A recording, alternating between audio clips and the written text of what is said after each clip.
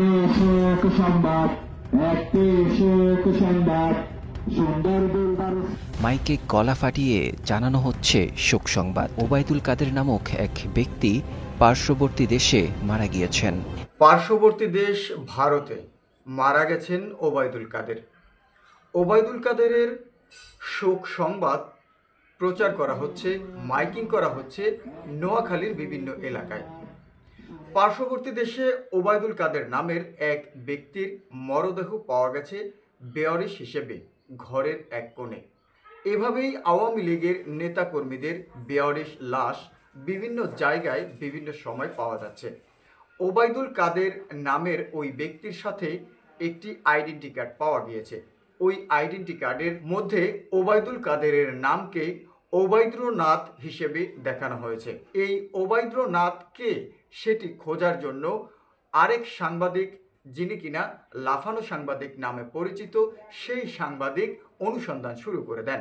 অনুসন্ধানের এক পর্যায়ে গিয়ে দেখা যায় যে ওই সাংবাদিক ওই ওবায়দ্রনাথের সাথে আরও একটি কার্ড পান, আর সেই কার্ডটি বাংলাদেশের কার্ড। তবে সেই কার্ডে সেই ব্যক্তির পূর্ণ নাম ঠিকানা পাওয়া গিয়েছে। তাহলে ওই ব্যক্তিকে ওবায়দ্রনাথ নাকি ওবায়দুল কাদের?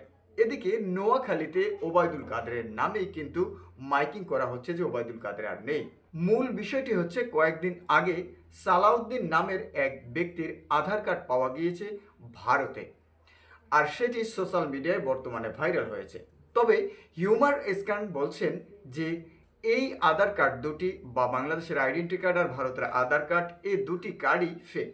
এই দুটি কার্ডের কোনো সত্যতা খুঁজে পাওয়া যায়নি। এই যে তারা নিজেদের নাম পরিবর্তন করে যেভাবে তারা ভারতে বসবাস করা শুরু করেছে, তাতে অদূর ভবিষ্যতে আমরা যে গল্পটা এতক্ষণ আপনাদের সাথে শেয়ার করলাম, সেরকম অবস্থায় আওয়ামী লীগের জন্য অপেক্ষা করছে তাদের বেওয়ারিশ লাশ ঘরের কোণে পড়ে থাকবে জঙ্গলে। আর তাদের সাথে পাওয়া যাবে দুটি করে কার্ড, একটি বাংলাদেশের কার্ড, একটি ভারতের আধার কার্ড।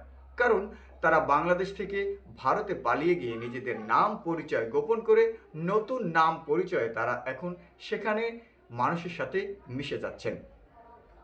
এই ঘটনাগুলো দেখে আওয়ামী লীগের কি এটা মনে করা উচিত নয় যে তাদের দম্ভ অহংকার ভেঙে চুরমার হয়ে মাটির সাথে মিশে গিয়েছে?